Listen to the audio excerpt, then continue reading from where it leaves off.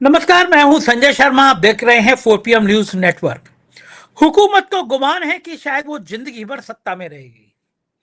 प्रधानमंत्री को लगने लगा है कि वो भगवान विष्णु का अवतार है। नौजवानों पर लाठियां बरसाएंगे, आंसू गैस के गोले छोड़ेंगे, कुछ होगा नहीं।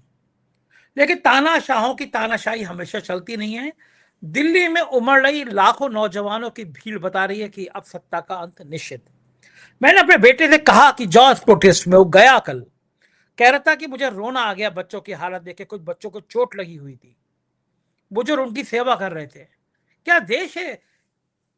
एक सत्ता इस तरह मासूम नौजवानों पर लाठियां चला सकती है?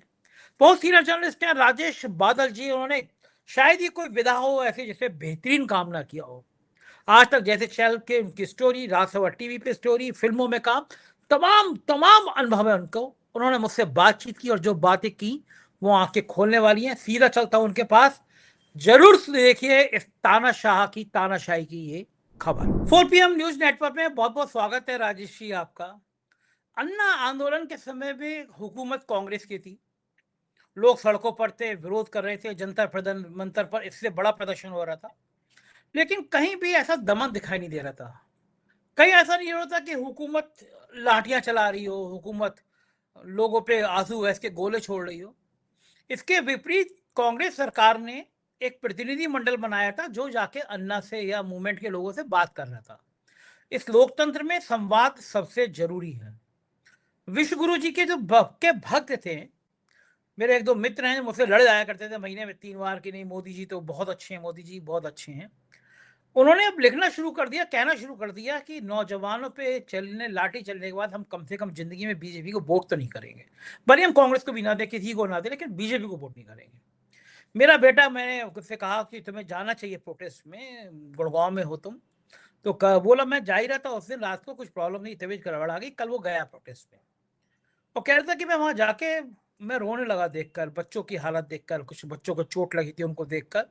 और वो कह रहा था कि मेरे, चूंकि नौजवान है, कह रहा था मेरे ग्रुप में जितने नौजवान दोस्त हैं जो कभी कभी मोदी जी के कहते थे बहुत अच्छा काम कर रहा है, उन सब नौजवान अब ग्रुप पे कसम खा रहे हैं कि हम लोग जब भी वोट करेंगे बीजेपी को कभी वोट नहीं करेंगे। ये इन लोगों को तरस नहीं आता बच्चों पे लाठियां चलाने पे, बच्चों को मारने पे। मध्यम वर्गीय परिवार के बच्चे बहुत बड़ी संख्या में जुड़े हैं क्योंकि पेपर लीक में सबसे ज्यादा प्रभावित वो होते हैं। नौकरी जाने का गम सबसे ज्यादा उनको होता है। नौकरी वैसे भी मिल ही नहीं है। गरीब और मध्यम वर्गीय परिवार के लोग इस आंदोलन में बहुत ज्यादा नजर आ रहे हैं। कि सरकार इतने घमंड में है, इतने अहंकार में है कि सरकार को ये नजर नहीं आ रहा कि अगर इस तरह से लाठियां चलेंगी, इस तरह से आंसू गैस के गोले चलेंगे, तो देश का जनमानस नाराज हो जाएगा। मेरा वही मित्र जिसकी मैं बात कर रहा हूँ, मोदी की भक्त है बहुत, वो मुझसे कह रही थी मुझे लगने लगा है कि मोदी जी के अंदर अहम ब्रह्मास्मि वाला भाव आ गया कि मैं ब्रह्मा हूँ। वो तो पहले भी कहते रहते हैं कि मैं सामान्य आदमी नहीं हूँ, मैं तो देवदूत टाइप का हूँ। क्या लग रहा है ये सरकार, क्योंकि आप राजेश जी, आप अभूतपूर्व इंसान रहे हैं, पत्रकारिता में आपने इतनी कीर्तिमान स्थापित किए हैं, राजसभा टीवी आपने इतने सालों तक, आज तक जैसा चला बेहतरीन तरीके से चलाया, आज तक जैसा अब गोदी मीडिया हो गया, तब आपके दौर में नहीं था, तब पत्रकारिता होती थी, तो आपने करीब से देखा है दिल्ली को, दिल्ली की हुकूमत को, दिल्ली की सत्ता को आपने करीब से देखा है। इंदिरा गांधी एक प्राइम मिनिस्टर आपने इंटरव्यू किए हैं। इस उस सरकार में इंदिरा गांधी से ज्यादा ताकतवर तो ये अभी भी नहीं हो पाए, ना हो पाएंगे कभी भी। लेकिन मुझे याद है वांगचुक साहब के फादर जब भाषण कर रहे थे, इंदिरा गांधी खुद चली गई थी, जूस पिलाया था।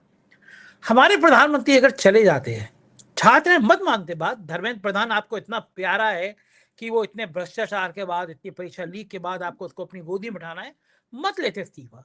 लेकिन बच्चे तो आपके अपने हैं। ये संवेदनहीनता सरकार में कहां से आती है? और सरकार झुकेगी या नहीं झुकेगी? आंदोलन और तेज होता रहेगा। धन्यवाद संजय। देखिए, पिछले आप अगर देखें 12-13 साल में, और 12 साल का लगभग एक युग हमारे यहाँ माना जाता है कि इस युग में इतना अंतर आया है कि हमारी राजनीति का चरित्र बदल गया है।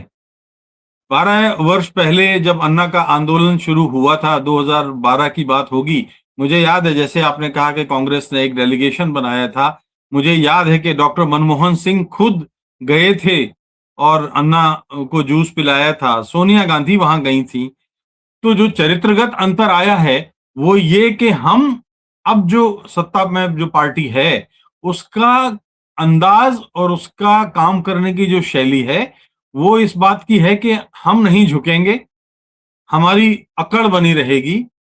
हम जितना कठोर संदेश देंगे, अरे भाई कठोर संदेश आप पाकिस्तान को दो तो समझ में आता है, कठोर संदेश आप नक्सलियों को दो समझ में आता है, कठोर संदेश आप डाकुओं को दो, भ्रष्टाचारियों को दो, बात समझ में आता है। लेकिन अपने बच्चों पे, घर के बच्चों पे, अपने देश के उन लोगों पर जिनको हम कहते हैं कि आज के बच्चे कल के नौनिहाल हैं, कल हमारे आज के नौनिहाल हमारे कल की पीढ़ी है, तो उस जवान पीढ़ी की हताशा आप देखिए ना, उसका हताशा, उसकी निराशा, उसका फ्रस्ट्रेशन। एक दौर हमने संजय ये देखा था कि जब लाल बहादुर शास्त्री रेलवे मंत्री होते थे और एक रेल की दुर्घटना हुई थी, बहुत बड़ी दुर्घटना नहीं थी, लेकिन नैतिक आधार पर उन्होंने इस्तीफा दिया था। फिर हमने एक दौर वो भी देखा कि जब माधवराव सिंधिया, जब जो ज्योतिरादित्य सिंधिया के पिताजी थे, वो एक वायुयान दुर्घटना हुई थी तो नैतिक आधार पर उन्होंने इस्तीफा दिया था। तो अब इस आधार पर क्या नैतिकता हमारी राजनीति से गायब हो गई है, ये सवाल यहां आके खड़ा होता है। और अगर नैतिकता चली गई तो फिर सियासत किन मूल्यों के आधार पर होती है? और माफ कीजिए, इन छात्रों को हम लोग तो लगातार चर्चा में ये बात करते रहे हैं कि 12 वर्षों में बात बेरोजगारी की उठाई गई, बेरोजगारी कम होने के बजाय बढ़ती गई, भ्रष्टाचार खत्म करने की बात की गई, भ्रष्टाचार बढ़ता गया, बच्चों को नौकरियां नहीं मिल रही हैं, आर्टिफिशियल इंटेलिजेंस के जरिए बहुत सारी जो प्लेटफॉर्म हैं वो नौकरियां खा रहे हैं। मैं खुद देख रहा हूं, बॉम्बे में देख रहा हूं, पुणे में देख रहा हूं, बेंगलोर में देख रहा हूं, किस तरह लोगों को रोबोट की तरह इस्तेमाल किया जा रहा है। साहिर ने तभी तो लिखा था कि ये, लेकिन स्थिति क्या लंबे समय तक चलेगी? उन्होंने कहा था कि धरती के फैले आंगन में, देखिए कितनी जबरदस्त बात है और संकेत है कि धरती के फैले आंगन में पल दो पल है रात का डेरा, जुल्म का सीना चीर के देखो, झांक रहा है नया सवेरा। ढलता दिन मजबूर सही, गौर कीजिएगा, ढलता दिन मजबूर सही, चढ़ता सूरज मजबूर नहीं, रात के राही थक मत जाना, सुबह की मंजिल दूर नहीं। तो ये बहुत अच्छे, एक बहुत अच्छी लाइन, संदेश बहुत है। अच्छी लाइन। ढलता सूरज मजबूर हो सकता है, उगता सूरज मजबूर नहीं हो सकता। अब अनंत काल तक कोई भी सत्ता नहीं रहती, कोई सियासत नहीं रहती, और छात्रों की बात एकदम जायज है, नैतिक है। हमारे, आपके, हमारे मित्रों के, हमारे दर्शकों के, हमारे सुनने वालों के, सबके घरों में बेरोजगारों की फौज है। कोई नीति नहीं है, कोई रोजगार की कोई पॉलिसी ऐसी नहीं है कि अचानक उनके हाथों में काम दे दे। हमारा नौजवान जो है ना संजय, बहुत संतोषी है। वो ये नहीं कहता कि वो मैं भारत का एक इंजीनियरिंग चीफ बन जाऊंगा, वो ये नहीं कहता कि मैं भारत के डॉक्टरों का सबसे बड़ा डॉक्टर बन जाऊंगा। वो ये कहता है कि अपने घर में मुझे 4 रोटी मिल जाएं और अपने हुनर पर मुझे भरोसा हो तो मैं क्यों सड़कों पे आऊंगा। ये बात समझनी चाहिए। महात्मा गांधी भी यही बात कहते थे, इसीलिए वो इस चीज के कि आप टेक्निक को बढ़ाते जाइए। आप कितनी तकनीक हासिल कर लीजिए, लेकिन अगर तकनीक से आदमी को काम नहीं मिलता तो वो तकनीक बेकार है। जी संजय जी। बिल्कुल ठीक कह रहे हैं, और मेरे ख्याल से आजादी के बाद इतनी बड़ी संख्या बेरोजगारों की कभी नहीं हुई। आंदोलन बड़ा होता जा रहा है। कल जिस तरह राहुल गांधी को घसीटा गया वो बहुत हैरान करने वाला था। भारतीय जनता पार्टी के पिटे हुए अध्यक्ष, पिटे हुए इसलिए कहूंगा कि उन बेचारों को कोई अध्यक्ष मानता ही नहीं है। ऐसा लगता है अलमारी से कपड़ा कोई पुराना झाड़ के उनको अध्यक्ष बना दिया गया हो। वो बयान दे रहे हैं कि राहुल, नेता प्रतिपक्ष का ये आचरण बड़ा निंदनीय है। उन्हें प्रधानमंत्री के घर के सामने वो बैठ गए, धरने पे बैठ गए, बड़ा निंदनीय है। इस देश में छात्रों पे लाठियां बरसी वो निंदनीय नहीं है। छात्रों पे आंसू गैस के गोले डाले गए वो निंदनीय नहीं है। लड़कियों के पीछे गाले के हिस्से पर पुलिस वाला डंडा यूं कर रहा है, बहुत गंदा दृश्य है। मेरी बेटी भी हो सकती थी, आपकी बेटी भी हो सकती थी। उस वो निंदनीय नितिन नवीन को दिखाई नहीं दिया। सिर फट गए वो दिखाई नहीं दिया। लेकिन राहुल गांधी या उनके विश्व गुरु के घर के सामने बैठ गए तो उन्हें बहुत निंदनीय नजर आ रहा है।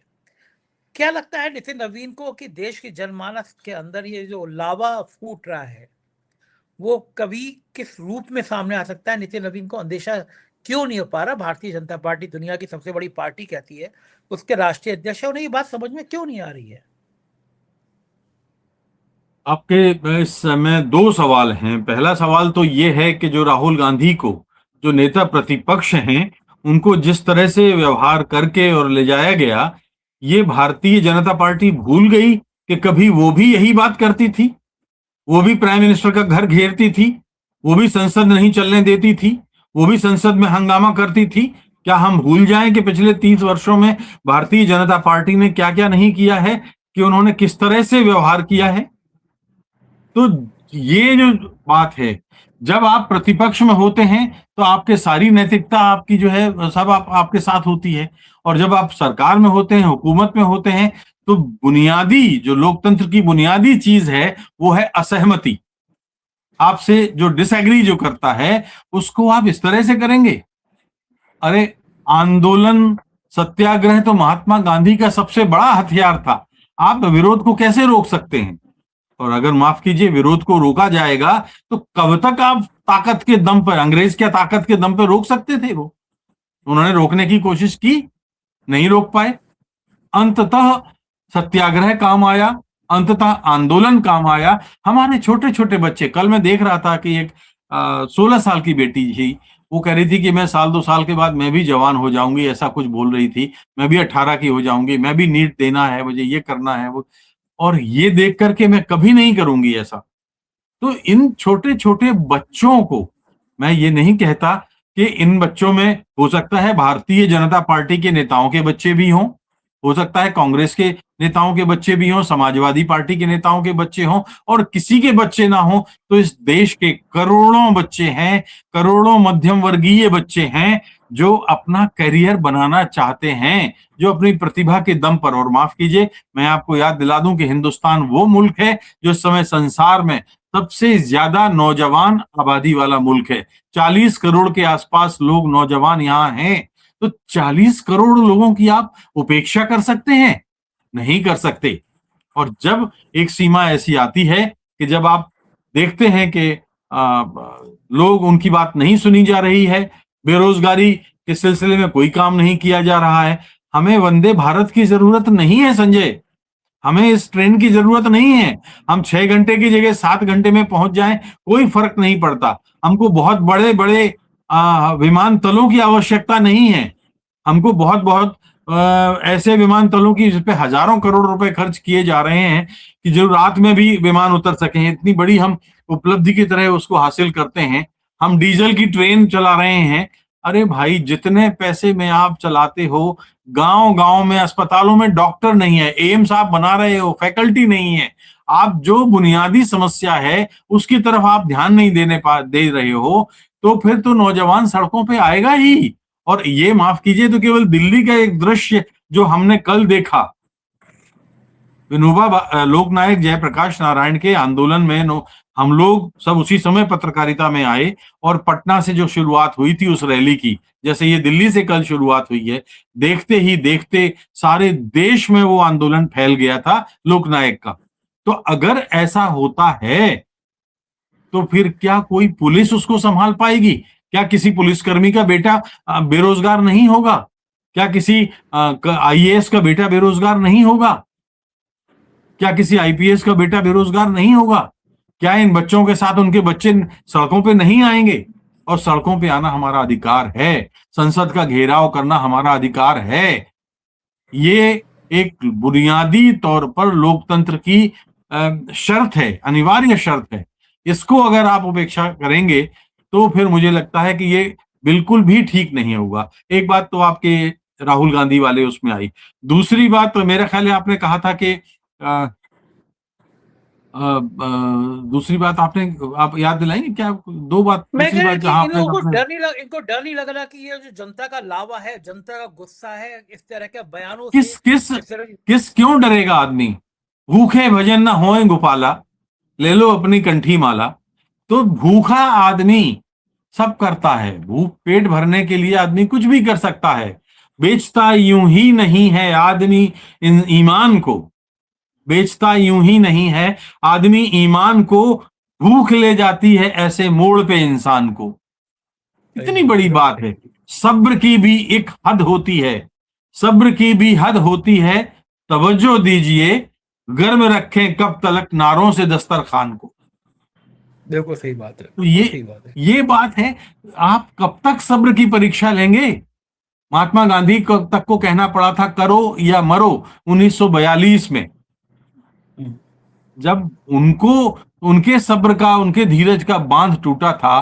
तो आप देख लीजिए कि आज ये जो बच्चे हैं, जो सारी दुनिया को में देख रहे हैं कि अफगानिस्तान में किस तरह से हुआ था, पाकिस्तान में किस तरह से भीड़ सड़कों पे आई थी, नेपाल में किस तरह से भीड़ सड़कों पे आई थी और एक नया प्राइम मिनिस्टर वहां चुना गया, श्रीलंका में क्या हुआ था, बांग्लादेश में क्या हुआ था, और मिडिल ईस्ट के अनेक देशों में कुछ एक एक अगर आप याद करें तो 10-15 साल पहले क्या हुआ था, एक के बाद एक सत्ताएं उलट रही थी। ट्यूनीशिया में क्या हुआ था? ट्यूनीशिया में एक सब्जी वाला था, फल बेच रहा था, और नाम मैं उसका भूल रहा हूं।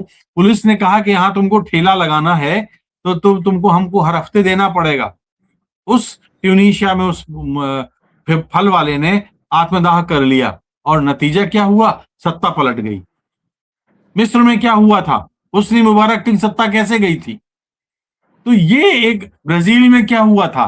बोल्सोनारो कैसे आए थे? इसी तरह से आए थे। तो जब आप लगातार करोड़ों लोगों की उपेक्षा करते हैं, देखिए गांधी सिर्फ एक था, आंदोलन करने के लिए एक गांधी की जरूरत होती है, इस बहुत सारे लोगों की जरूरत नहीं होती है कि आप सोचें कि मैं तभी ये मानूंगा कि जब 150 करोड़ लोग मेरे खिलाफ सड़कों पे आ जाएंगे। 150 लोग आ भी नहीं सकते हैं, लेकिन अगर 40 करोड़ में से 4 करोड़ भी रिप्रेजेंट कर रहे हैं तो आपको माफ कीजिए गंभीरता से लेना पड़ेगा। ये लावा जो उबल रहा है, ये लावा बहुत खतरनाक है, बहुत गर्म है, और इस समय जो भी उसको दबाने की कोशिश करेगा, ये ज्वालामुखी बन के फूटेगा। जी। राजेश जी, आप मीडिया के उन बहादुर पत्रकारों में से रहे हैं जिनकी सिखाई हुई चीजें आज भी लोग याद करते हैं, पढ़ते हैं। आपके टाइम के एसपी सिंह का पत्रकारिता और आज की पत्रकारिता में जमीन आसमान का अंतर आ गया। जैसे मैं कुछ उदाहरण दूं, नाम लेकर उदाहरण दे रहा हूँ, मिस्टर शुभांकर मिश्रा हैं। पत्रकार तो नहीं कहूंगा उनको, मतलब आजकल के एंकरों को मैं पत्रकार नहीं कहूंगा, क्योंकि वो टीवी पे देख के पढ़ने वाले पत्रकार हैं।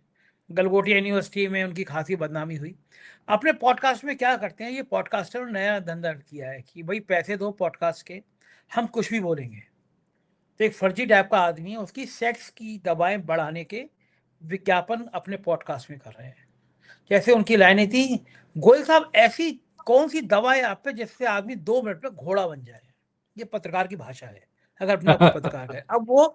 अब वो मैं इस संदर्भ में उन महाशय जी का जिक्र कर रहा हूँ, सेक्सी दवा बेचने वाले एक शख्स का। वो कह रहा है कि ये आंदोलन जो है, ये आंदोलन हिंदू मुसलमान के रूप में बढ़ रहा है। कारण कि साहब कुणाल कामरा ने कह दिया कि सीता के पति का नाम लेकर नीता के पति को माल पहुंचाया जा रहा है। इसमें क्या गुना है? सीता के पति राम थे, भगवान राम थे। भगवान राम के चंदा चोरी की घटनाएं आज पूरी दुनिया में है।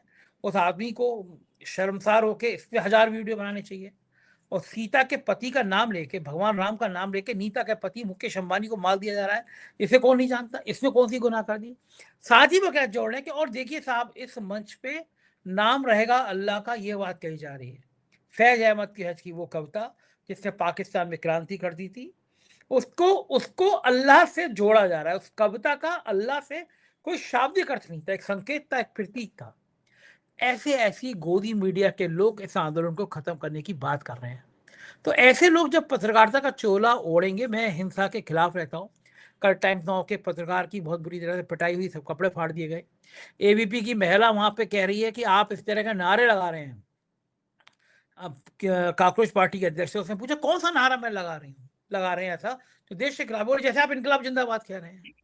अब आप सोचिए, एक इतने बड़े चैनल की पत्रकार के लिए जैसे आप इनकलाब जिंदाबाद कह रहे हैं, शुभांकर जैसे पत्रकार इस तरह हिंदू मुसलमान कह रहे हैं। इन गोदी मीडिया का इलाज क्या होगा? ये लोग कैसे सुधरेंगे? ऐसी नफरत फैलाते रहेंगे? संजय, आपको याद होगा कि 1857 में जब अंग्रेजों ने पहला गदर देखा, जिसमें हिंदू और मुसलमान एक साथ बरतानवी सत्ता के खिलाफ उतर के आए थे और पूरा देश एक हो गया था, तो अंग्रेजों ने क्या संदेश लिया? पहला संदेश ये लिया, एक जॉन स्ट्रेची के नेतृत्व में एक जांच कमीशन बना और उसने ये रिपोर्ट दी कि हमें बांट देना है और हमें एक ऐसा हिंदुस्तान बनाना है जिसमें हिंदू मुसलमान पर, मुसलमान सिख पर, सिख बौद्ध पर, बौद्ध गोरखों पर, गोरखा हिंदू पे, और हिंदू सवर्ण हिंदू दलितों पे, दलितों की वो सवर्ण पे गोली चला सकें। ये रिकॉर्ड में बोल रहा हूं मैं, और कोई ऐसा नहीं। वो तो जांच कमीशन के बाद अंग्रेजों ने फूट डालो राज करो की नीति अपनाई। जिन्ना पे भी हाथ रखा, इधर हिंदू महासभा पे भी हाथ रखा, इनको भी पैसा दिया, उनको भी पैसा दिया, लड़ो, दोनों तली में डालो तेल, तुम नाचो हम देखें खेल। उस तर्ज पे ये लोग, हमारा हिंदुस्तान का पार्टीशन हुआ। अब आज का जो दौर है ये और उससे ज्यादा बढ़ गया है, केवल धर्म के आधार पे नहीं, बल्कि जहां जहां भी बांटा जा सकता है, परिवार से लेकर के और धर्म तक, ऊपर तक। तो लेकिन आप ये जानिए कि खून सबका एक है, सबके खून का रंग लाल है, सबको, सबका पेट एक है, सबको भूख लगती है, सबके दो दो हाथ हैं, सबको हर हाथ को काम चाहिए। और देश, माफ कीजिए, अब संभल चुका है, अब देश जान चुका है, काठ की हांडी हांडी चढ़ गई है, अब बार बार नहीं चढ़ने वाली है। मजहब के आधार पर इस देश की दो एक बार बंटवारा हो गया है, लेकिन अब मजहब के आधार पर कोई बंटवारा नहीं होगा। मजहब के आधार पर नहीं, बल्कि काम के आधार पर बंटवारा हो तो हो, लेकिन रोजगार चाहिए। आज के नौजवान को भूख खत्म, समाप्त करने के लिए चाहिए। आप देखिए, एक उदाहरण देता हूं मैं। नीति होती है, नीति समझने की नीति होती है। आप नौजवानों को रोजगार देने पर खर्च नहीं करना चाहते, लेकिन आप सैकड़ों, हजारों, लाखों ऐसे एम्प्लॉयज हैं जिनकी आप भर्ती नहीं कर रहे हैं, और जो पुराने कर्मचारी हैं उनकी भर्ती की उम्र बढ़ाए जा रहे हैं। क्या बात है भाई, इसकी क्या वजह है? कोई नहीं समझ पा रहा। तो ऐसी नीतिगत विफलताएं हैं। लेकिन अब अफसोस की बात यह है कि प्रधानमंत्री जी जो है अपने साथ ऐसे ऐसे लोगों को रखे हुए हैं जिनसे पता नहीं उनको भय नहीं हो, जो या जो उनको उनसे जो प्रतिभा में, जो उनकी प्रतिभा है उससे बहुत कमतर हो, उनके सामने आवाज ना उठा सकें। तो फिर ऐसी सूरत में तो देश चौपट होना ही है। धर्मेंद्र प्रधान एक प्रतीक होगा। मैंने आपको दो नैतिक उदाहरण बताए, दो उदाहरणों के जरिए मैं कहना ये चाहता हूं कि धर्मेंद्र प्रधान अगर इस्तीफा दे देंगे तो क्या भूखों मर जाएंगे? सरकार की छवि अच्छी होगी। बच्चे हमारे जो जिस तरह से पिट रहे हैं, क्या वो सोचते हैं कि इस उम्र में जो पिटाई है वो अपने मरते दम तक भूल पाएंगे? कभी नहीं भूल पाएंगे कि हमने रोजी रोटी मांगी थी, हमको पिटाई मिली थी, हमने हाथ को काम मांगा था, हमको पिटाई मिली थी। तो ये मजहबी बंटवारा अब काम आने वाला है नहीं। मजहबी बंटवारा एक बार हो चुका है, वो सब खत्म हो गया है, अब नहीं होने वाला है।